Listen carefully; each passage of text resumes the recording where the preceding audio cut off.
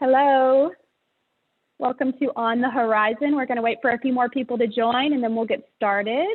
Give us a few seconds. Here we are. Hi, everyone. Welcome. Sorry for starting a little bit late. Okay, so we'll go ahead and get started. Welcome to On the Horizon. I'm your host, Sarah Kramer, along with my co-host, Tiffany Dunn. We have come upon our last webinar of our first inaugural series of On the Horizon today. So today we're going to be talking about South Africa. We had Nicky Brandon go just in February, and then of course MJ went in December. So we've had two people in the last 3 months go to South Africa. So we felt like it would be a good time to talk about it. Today we're going to talk more about Nicky's trip and what she encountered and what she did. And then at the end, we'll be talking about the forecast for travel in the coming year and our thoughts on that. So stay tuned for that. And then of course, if you have any questions, please feel free to type them in as we go and we will get to them at the end. So hey, Nicky, how are you? We are so excited to be hearing about your trip today. First, tell us what it was like to travel internationally during this time. I know it was your first trip in a long time, which is not normal. Usually you're traveling all the time. So tell us about that. It was great. Went brilliantly. It was seamless. No stress whatsoever. It all went extremely well. You've got places to yourselves. You've got planes to yourselves. It went without a hiccup at all. It was just great. And I've come back so excited.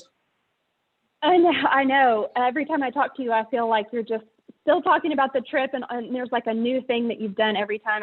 If y'all have seen our social accounts, you'll see that I've posted a lot of the experiences that we'll talk about here on her trip, but we've got some new ones for you, like diving or snorkeling with seals, which you'll see coming up, obviously shark cage diving and things like that. So make sure you've checked our social channels as well so that you can really see the videos are amazing. So let's start out and talk about your itinerary, and then from start to finish, talk about you know, from Houston to when you arrived into Cape Town. So where did you go? Okay, so I flew Houston to Doha in Qatar and then down to Cape Town. Then we had a few days there, headed up then to Sabi, where we spent 4 nights, which was also amazing. And then we chartered a plane up to Victoria Falls, and then managed to charter a plane coming back. So it was great. What we haven't, I forgot to mention is the fact I was with 20 very happy, intrepid Ker Downey clients. They all had a blast. We laughed. It was amazing. Was this their first time to South Africa? Sorry? Was this their first time to South Africa?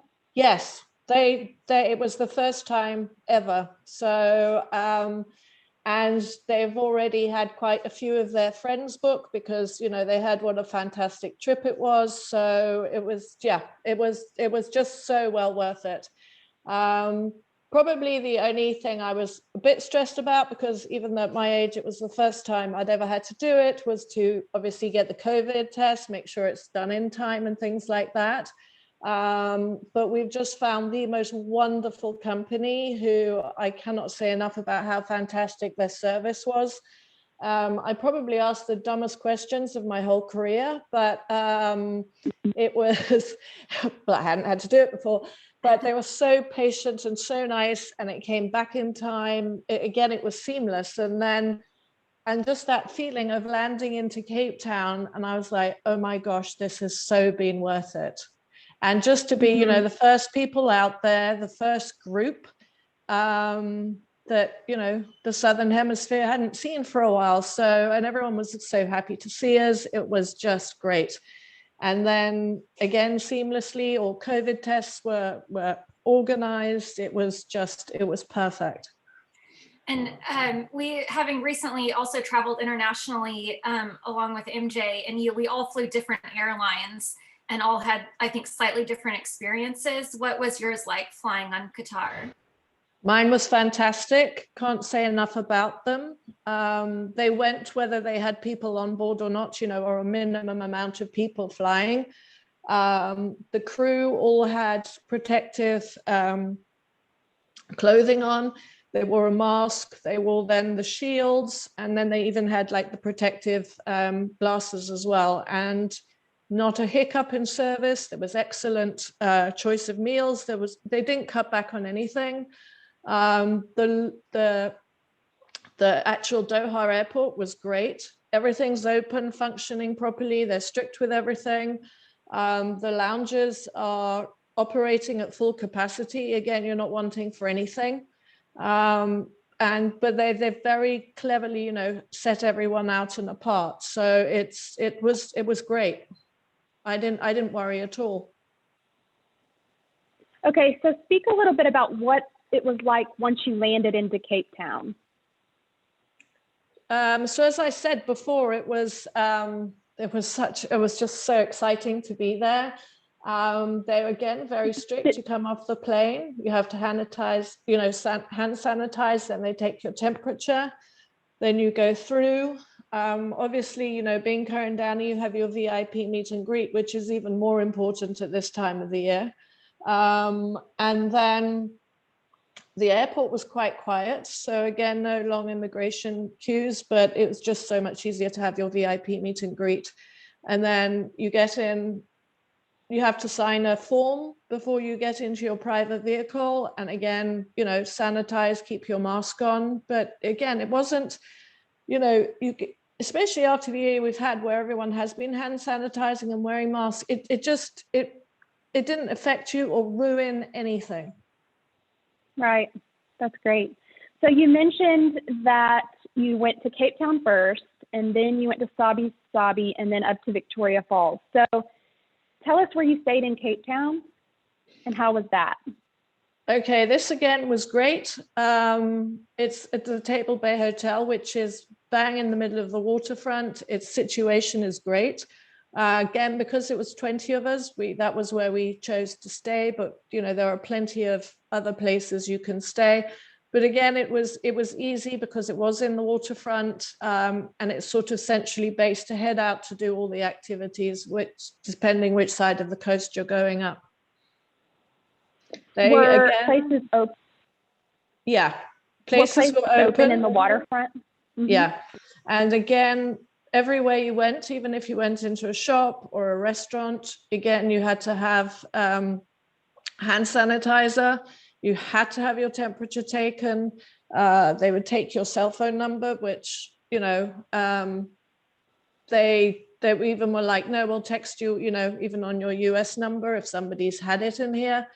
And it was seamless. And they were so, and everyone's just so nice to see you and happy. And I was a bit worried that service was going to be a bit sort of iffy because, as you know, a lot of people haven't worked in over a year. But again, they were there, they were sharp, and it went brilliantly. These pictures were obviously taken like before COVID, but it probably looks about like this right now in COVID with nobody there. Huh? Yeah. Oh, I mean, to have Cape Town to yourself was just incredible, and to have the hotel to yourself. And just head out on the activities and be the only people on the activities. It was just mind-blowing and so less stressful. So this picture is taken from the top of Table Mountain, and literally again it was as if we'd all paid for exclusive use of the top because there was nobody else up there. And again, getting on the cable car, you had to sanitize your hands, you had to have your temperature taken. They were strict about the masks. And also it was great, with sitting, with 20 others about all the different masks you use, how many you wear, and all things like that. I love this photo that they have the tape to show the 6 feet of distance between I know. the people, and there's absolutely nobody there to even need to know where to stand. but that's what I'm saying. They're so switched on. and are so ready for us to come back. It was perfect. Okay, so speak a little bit about, I know this group particularly did the shark cage diving, and then the new one that we've just added to our huge list of experiences is it would be snorkeling with the seals. So speak a little bit about how those experiences went. Okay, so this was an extremely intrepid family of 5, lovely son and 2 daughters, all 3 teenagers. And they chose to, for these guys, there wasn't a mountain high enough. They just wanted to do everything, didn't matter how tired they were. And they went out. So half the group went out and did shark diving. You would not get me there for anything, but out of everything bad came something good, because I then ended up doing something else in the new activity for clients. So they all had a great day. There were 2 who were supposed to dive, but by the time they got to the place where the sharks are, they were so seasick they couldn't go. So this is definitely for the more intrepid. They totally loved it, everybody who went. And then, which I'll touch on again, is the fact that as they were heading out, they reckon they came close to seeing about 500 dolphins, which again, that went with the boat. And again, that is so unusual, but because there's nobody out there, dolphins are going places, doing things that in the olden days used to be probably natural, but has now become a rare sight. So that was also a big highlight for their day out. Yeah, and I think one of the great things about, I know a lot of people don't think of Ker Downey as doing group travel, but this, taking a group like this, a large group, and being able to kind of add the FIT touches by doing, individual excursions for different family groups that might have different interests. This is just a great example of how you guys were able to deliver a more, specialized experience even within a large group trip. Right. Well, and the other great thing too, as you mentioned previously when I was talking to you, is that if you do tend to get seasick, the swimming with seals is a better option because it's right offshore, right? Yes, and it's not as scary, and it was great. It's in a place called Hout Bay, so you don't go that far, and you go to the special island, which is this huge, massive seal colony, and it's just incredible, and you go for about 50 minutes. And if you don't get too cold, I didn't. It was the first time I'd ever even worn a wetsuit.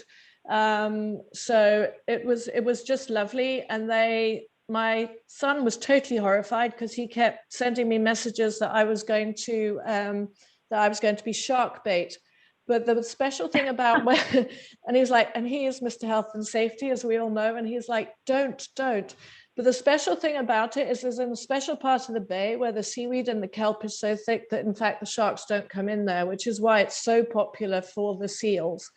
And I mean, if any of you want a copy of the video that my compadre Vanessa took, it was just incredible. We have it up on Facebook right now. Yeah. So go to our Facebook page and you can see it. It is awesome. Yeah. And I think we did your Victoria Falls one too. And then the shark one is coming up too. So I've got them all lined up. I will say, having done the shark cage dive myself, the scariest part of it was definitely how cold the water was. The water was so cold. The rest of it's a lot of fun if you like adventure. Yeah. So speak a little bit about all the experiences that we offer. This is just a list, just because I wanted to show everybody sort of the variety that we can do there. There's several more that we can do as well, but just name a few that are real popular among some of our clients. So obviously it's going to be our new one is the snorkeling with the seals. Then there's obviously the shark cage diving. For the more intrepid, we had some clients who actually hiked Table Mountain. Then, there's obviously the private tours to the Cape of Good Hope, which you don't even at the moment have to book a private one. There's again nobody there. And that was also another amazing experience because, in the past, the baboons have been a bit of an issue with the number of people that go there and, drop trash and stuff like that. And so much so that they've actually had to seal the trash bins. And obviously, because nobody's been there, the baboons have actually moved off. So, you know, and also they're quite territorial on the beach. There were ostriches were seen on the beach. So again, it's the wildlife moving back into their normal areas. And I mean, that was a quite, you know, everyone talks about seeing the big five, but just to see the ostriches on the beach is amazing. And then, yeah, and then you go to the Boulders Beach to see the penguins. You've got all the garden tours where you can head up to Kirstenbosch. You can do Robben Island tours. And now we've actually discovered another place you can go that's become a national monument. So again, going back to that seasickness thing, you know, sometimes tours to Robben Island can be cancelled due to bad weather. It's not called the Cape of Good Hope for nothing. It's well known for its weather. And so there's this place where Mandela was for about 14 months under house arrest before heading out to, before he was freed. And, you know, so instead again of heading out on a ferry, again, we can organize a private tour where you can go and meet the gentleman, his warden, and he chats you through the whole experience and how it was to be with Mandela and all of that, and actually quite fascinating. So again, off the beaten track for Ker Downey. The Wineland Tours, again, we try to stay away from the highly commercialized ones, and also, you know, always ask the clients what wines they're actually interested in. Food tours, I mean, you could just do a week in Cape Town. The list goes on and on. Yeah. The shopping tours, the Cape Malay cooking experience, then of course whale watching, heading back out to the sea again. Gin tasting has become extremely popular and trendy. There's the stand-up paddle boarding, the scenic helicopter rides. There's also a Jewish history tour, which is really interesting. And then another thing I need to add here is, you know, for our clients who do enjoy their foods and want to go to the best restaurants, you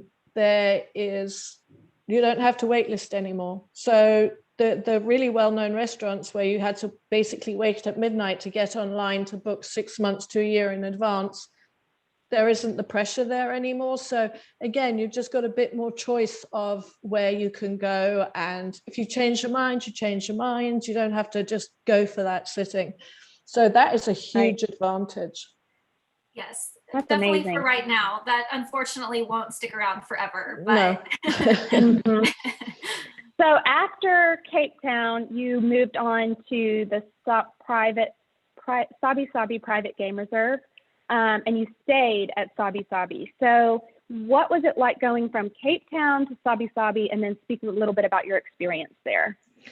So that was, again, amazing. You know, you've gone from a city to this huge private game reserve. Again, we had the whole lodge to ourselves, everyone happy to see us. Guiding was excellent.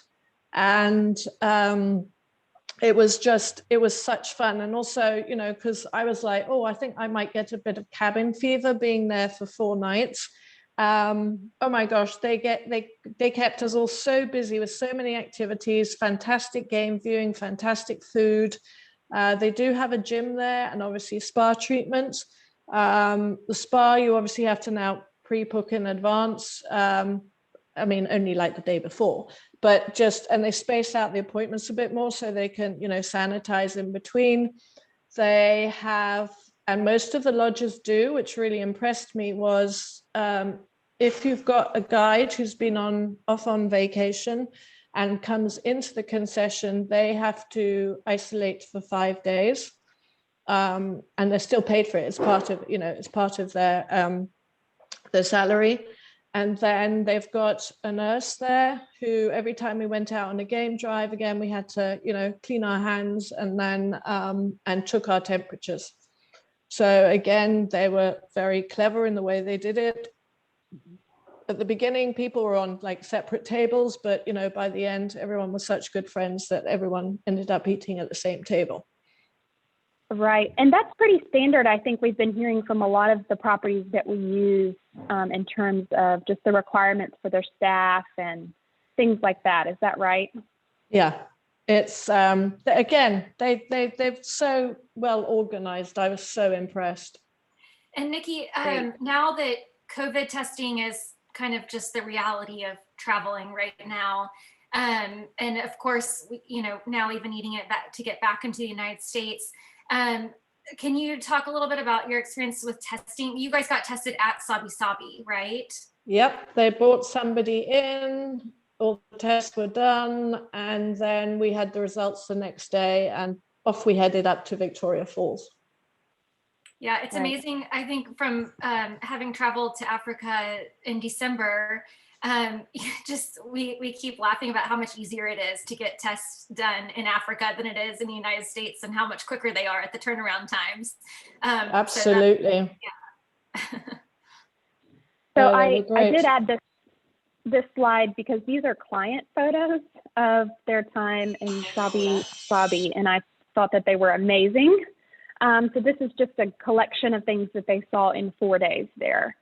Yes, and again, this was seriously impressive because obviously, with my background in guiding, when we got there, obviously it had rained quite a bit, so very green, the game had quite dispersed, but the guides found everything. So we had leopard, lion, cheetah, the buffaloes. I mean, it was great. And then and they'd also do the normal things of your sundowners and bush dinners and boma. So again, each evening the clients ate in a different spot when we were there, so which just added more to the variety. There were baby elephants all over the place because it was that time of year. And I saw the youngest I've ever seen in my whole life, and I think he was 2 weeks. Again, we've got that video somewhere. I was so excited because again, you think you've been there, done it, got all the t-shirts, but there's always an element of surprise out there. I would have to agree. So speak a little bit. I know we love Sabi because it is considered a private reserve, which means you don't have drop drives. The people that have properties there, they can go on the property, but other people from outside can't come on. Is that correct? So speak a little bit about why we would choose Sabi Sands over somewhere like a Kruger area, and then a little bit about sometimes if someone's already been to Africa, they'll want to do 2 different places, but just how we choose for a certain client the right place to go, if that makes sense. Yeah, so normally if it's for first timers, they like to do 2 different areas. But then having said that, these were also first timers and they were more than happy with 4 days. It was great. So again, it will just depend on what the client wants, where they want to go, but we definitely do the private concessions. Yeah, and there's so many great ones. Oh, sorry. Go ahead. I was just going to mention that there's so many great reserves outside of, Sabi. Of course, South Africa is most well known for Sabi Sands and the greater Kruger National Park area. But, MJ recently went to Swallow, which is a really incredible private reserve in the Kalahari. There's amazing places in the Eastern Cape, even in the Western Cape. I mean, there's just so much diversity in South Africa for people who really want to dive in deep into the variety that you can get from a safari in South Africa. Yeah, we never like to guarantee to see the big 5, but you have a really good shot if you go into this area. There's so many areas that really allow you to see the big 5, sometimes in 1 day. So it just, obviously it depends on the experience and the day, but they're just so well run, I think. And yeah, so I just wanted to add that in there. Okay, so next you moved on to Victoria Falls. Speak a little bit about how you went from Sabi, and then how you got to Victoria Falls and then your experience there. So that again, easily done. We had organized a private charter because obviously some flights weren't going. We had both airports either side to ourselves. Vic Falls Airport is brand new. And again, we were the only international clients that pulled in to to Vic Falls, and obviously word got around quite quickly that we were there. And yeah, so again, they check your test on arriving. You're immediately hand sanitized again, and then temperatures taken. And then yeah, and then we headed out to the wonderful Victoria Falls, the Grand Dame of Africa herself. And it was just glad to be back there. They always describe her as, you know, sort of shabby chic. You know, she's not modern, but I would stay there anytime. And they are going to, obviously, once everything's over and done with, they're going to be slowly renovating it, not really changing the tone of it, but, you know, just upgrading things. Right. And speak a little bit about, like, sometimes people want to stay right on the falls, and then we have a lot of other properties that we like to use that are off the falls. So what would be the difference of choosing either staying on the falls or off the falls? Well, the thing with the Victoria Falls Hotel, it's the only hotel that has that view. And again, it's central, it's in Vic Falls. But again, in normal times, you know, Vic Falls can be extremely busy, which is why some people prefer to stay further out, you know, upstream or downstream. But again, I mean, we had the whole hotel to ourselves. It was just incredible. Yeah, and I think sometimes people like variety of choice, and there's multiple restaurants you can choose from in the hotel, and that view is unbeatable. I mean, you definitely can't beat that view. But then, you know, of course, for those that like more of the lodge, intimate sort of extension of their safari experience, the lodges along the river really offer more of that. So this is a picture that y'all took. This is the Sundowner cruise, right? So speak a little bit about some of the experiences there in Vic Falls. I named a few, and y'all did quite a few of these. This is actually their picture that they took from the helicopter of Vic Falls. And also, and I have to say, especially at this time of the year when it's post the rainy season, I mean, the falls were the best they've ever been. Apparently, there's the highest water pumping through there that, you know, hasn't been for a very long time. So the helicopter ride is great. You do it for 50 minutes. Then there's the Devil's Pool, which is just above the falls as you go over, and depending on the time of the year, it's extremely famous. You can go there and be seen dipping in it, and then just behind you is the huge big gorge. The Zambezi river cruise for sundowners is lovely because, again, you're in a different form of transport.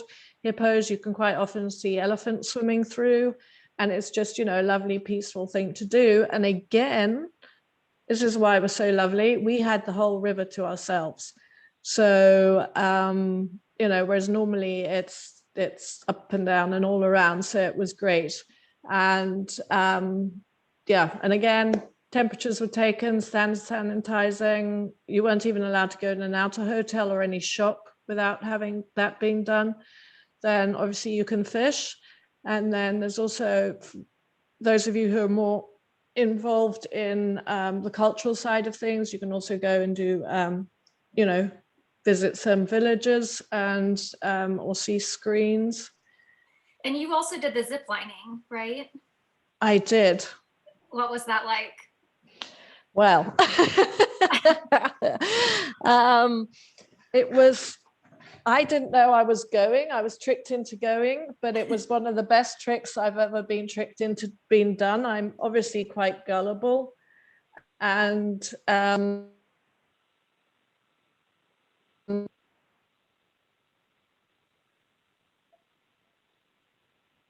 think Nikki's having some connectivity issues, but I saw some video. Are you there, Nikki? I think Nikki's having a sound issue. That's okay. Yeah, we saw some video of Nikki flying across Victoria Falls, and it was scary to say the least. It looked so amazing. Yeah, that is one of the excursions that's always kind of terrified me a bit. But so I would probably need to get tricked into doing it as well. But it looked really amazing from her video, and such a unique way to experience the falls. So, Tiffany, you can speak a little bit about this, but since December, we've had, 3 people, I've mentioned this earlier, travel to Africa. You went to East Africa, then we had, MJ and Nikki in Southern Africa. And you had mentioned, and it's really stuck with me, that it is like the old days of travel. And when Nikki gets back online, she can really speak to that because she lived in Botswana when in the 80s, when travel was, it was a traditional safari experience with very few people. So speak about the difference between what it's like to try. We've kind of done it a little bit as we've gone through, but speak about the difference between what it's like to travel to Africa right now, as opposed to maybe 2 years ago when you went. Yeah, and like you said, Nikki has the experience of more of the old days of Africa, because having grown up there and going on safari for most of her life. So I never have had the experience of knowing what that was like. And traveling to East Africa in December, I just felt, and compared to I've been to Africa many times, so compared to all my other trips over the last 10 years, it was just incredible to have, these entire lodges to yourself, or an entire, we went 2 days in the Masai Mara without seeing another vehicle, which is completely unheard of. And so it felt like I got a little glimpse of, what it was like to go on safari 50 years ago, but with all of the modern day comforts that we have today, and, the wonderful lodges and staff and food and everything else that comes along with it. And I just really think, it's a really unique time for people who are comfortable with traveling right now, and are able to obviously do it responsibly, and keeping in mind the people that you are visiting and making sure that they are staying safe and protected. It's just a really special experience that I don't think will ever happen again in our lifetime. Maybe never. I don't know. Nikki, are you back there? I am. Sorry, I don't know what happened there. Sorry. No worries. That's okay. So we were just talking about, Nikki, tell us a little bit, because you lived in Botswana when, travel was, we even say Botswana is like a slower travel, a safari experience, but speak a little bit about, South Africa, Southern Africa, what, like living there in the 80s and growing up, as opposed to like a travel experience. I would venture to say the only time you're going to get it is in 2021. Like it's going to pick back up in 2022, I think. So like the differences of what you see now as opposed to what it was like then. Well, yeah, like I touched on earlier, just having Vic Falls to yourself, Cape Town to yourself. And also the thing is, I think also what people forget is also, as I mentioned, everyone was so happy to see us, because also remember, by us going back, you're contributing to conservation, the schools, and, I found that, sort of I personally sat here isolated and, and followed all the protocols, but you forget, how it's been for the rest of the world, and the fact that, that they all, they also need our support as well. And we are an ethical, travel company. So having experienced what I experienced, I don't, especially like with, vaccines coming out, I just encourage everyone to get out there now. Yeah, and I will echo that too. I mentioned this, I think, when we were talking about Rwanda, but there were times where I really felt like almost overwhelmed by the amount of gratitude that we experience from the people, from the local people, because they are, travel is a luxury to us. It's something that's just part of our lives that we get to do, and we're really fortunate that we get to do that. But for them, having guests, it's feeding their families and putting their kids in school and everything else. And so just the amount of gratitude that we experienced as a result of doing what we just take for granted was at times overwhelming, honestly, and such a special perspective to have on it. Right. Yeah, I couldn't have said it better myself. That really sums up what it's like to travel right now, and why it's important if you feel comfortable doing so. Okay, so as we mentioned, Nikki took a group of 20, and that, we always have done travel like that. If you had even, 10 years brought a group of 20 to us, we would have arranged travel, but for 20 people. But this is sort of a new thing that we're seeing, especially since people haven't seen other people in a while. And so once everyone's fully vaccinated, we're starting to see groups pick up. So speak a little bit about our sort of custom private travel experience and how that works, since you just led this group. So, well, yes, again, I mean, you can have somebody from Ker Downey traveling with you, just so that, rather doing a set departure group, you can still keep the flexibility within the group. And so that, those that want to do A can go and do A, and those that want to do B can do B, even at the drop of the hat, last minute change. It was always, it's just, working it. And obviously WhatsApp is great for everyone to keep in contact with. And especially with a group that size, like if, suddenly somebody's like, oh, well, I want to change at the last minute. So, it was great and it was seamless. And I came back so inspired by it, especially, because people are nervous about where's the COVID test coming from and all of that. So, if you've got one of us on the ground with you, it just makes all the difference. And, like there was one lady who, as we've all done in the past, forgot her passport in the safe at Sabi, and we had to drive an hour and a half to the airport, and she didn't realize till almost there that she'd left it behind. So for somebody like Sabi wasn't a problem. They jumped in a game drive vehicle and they whizzed there in on 2 wheels, and she was able to take off. So it's I think, and I mean, I've come back inspired. I'm just trying to get available dates, and we'll probably be putting one together, South Africa and Zimbabwe. And then for those that want, we can do an add-on to Botswana, or if they want to go into Zambia, we'll just be doing all sorts of fun things that it's just more flexible. And, rather than bundling everyone into one bus, we just got 3 smaller vehicles. So everyone could, because at the beginning, they all want to sit with them, they want to sit with them, but by the end, they're all actually happy and all moving around. So, it's just things like that we can add in, rather than a mass market group. Right. So be on the lookout for that. That is going to be coming probably toward the end of the year, hopefully sooner. So if you're interested, let us know. It's going to be obviously private group travel, but it may be, you can arrange your own group, or we may be doing, it's just in the works, so we may be doing where you come, and it may be people you don't know, but super small and led. So keep on the lookout for that. I do want to remind y'all that we just put up a blog. It's titled "What You Need to Know to Travel to South Africa Right Now." And it is awesome. We've had such good feedback on it. It will cover what we've talked about here, but it covers so much more too. So head to our blog to read that.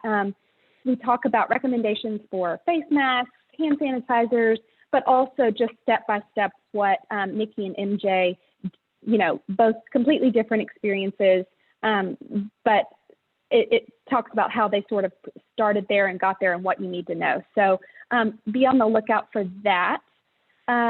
Is there anything else that I'm missing before we move on to questions? I think we've covered it. I know. So if there are any questions, please type them in. I'm going to throw up the contact slide and leave it up for a minute. Obviously, there's several ways to contact us. You can call us, go to our website, plan your trip, or you can email Nicky directly too if you just want to speak to her about her trip and how she felt and things like that. Obviously, go to our social sites, because all this week I'm running Nicky's videos from her trip, and they are awesome. They're so good. So go and check that out as well. So let's get to some questions if we have any. We don't have any questions so far. If anyone does have any, please feel free to type them in.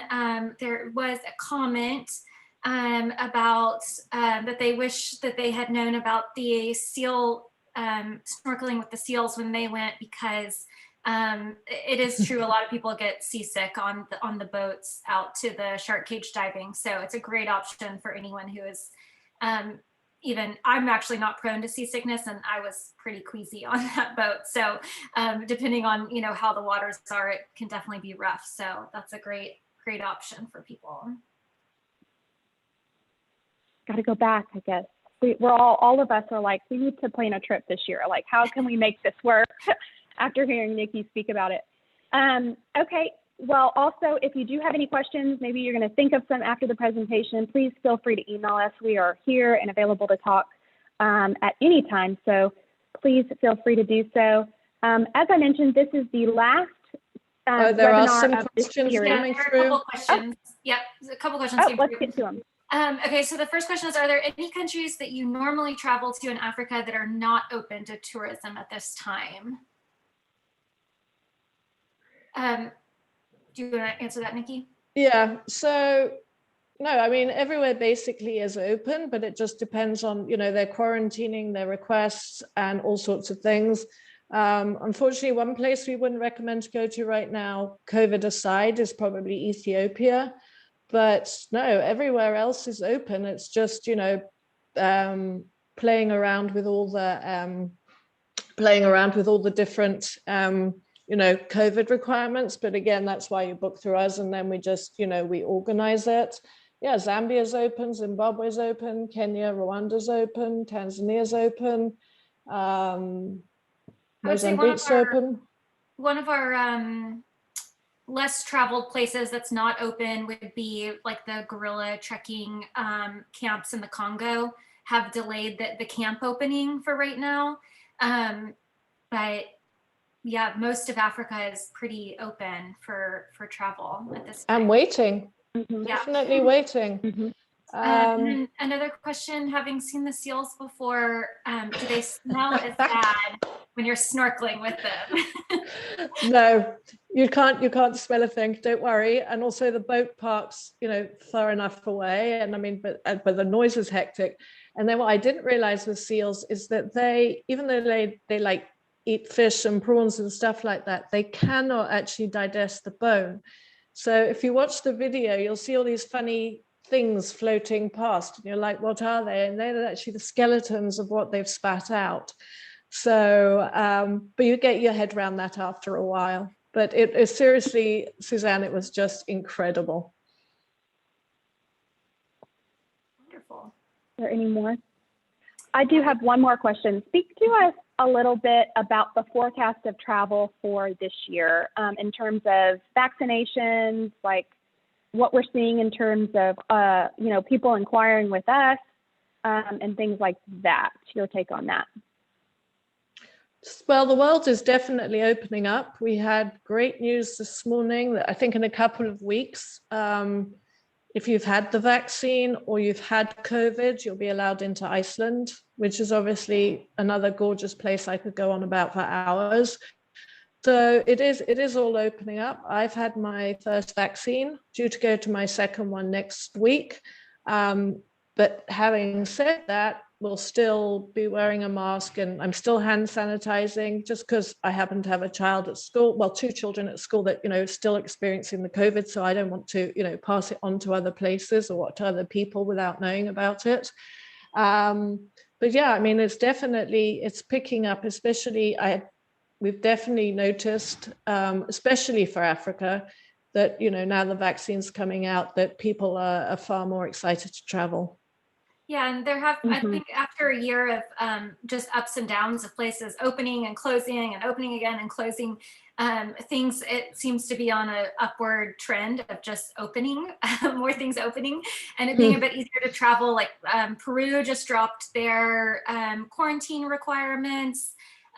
We've seen some other countries, follow suit where they were technically open but required a quarantine.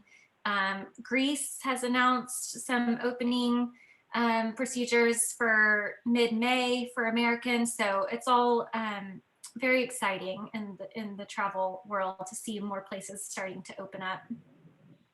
Mm-hmm. I know. I feel like every day I come to the office and I'm like, oh, there's a new someone dropped their quarantine. Someplace opened up. The Seychelles. We can go there now, and it's so it's been like Christmas every day. Okay, well, I think that is all. Do we have any more questions? There's one more.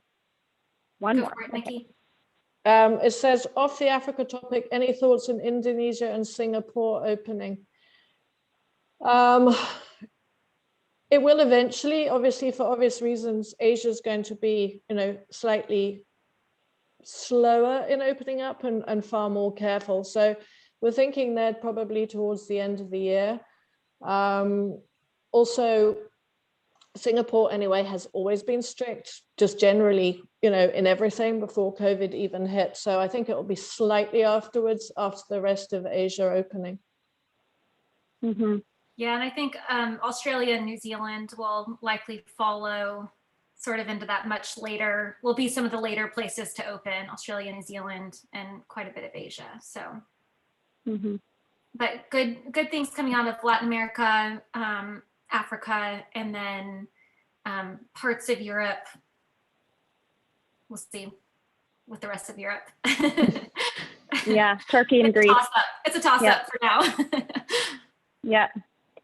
Okay, so let me just talk a little bit about what we have coming up. So our president, David, Mark, and his wife are traveling with 5 couples in June. That trip was postponed from last year. And so they are now traveling in June. So when they come back, we're going to get an update on that and see how travel was with them. So you don't want to miss that. And then the other thing is Nikki will, in a couple weeks, probably, so be on the lookout for more of this information. But we're going to be speaking with our partners on the ground in Botswana and just get a firsthand account of just travel in Botswana, what it's like now. So you really don't want to miss that.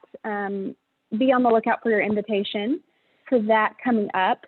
And then other than that, we will be starting a new series in a couple weeks.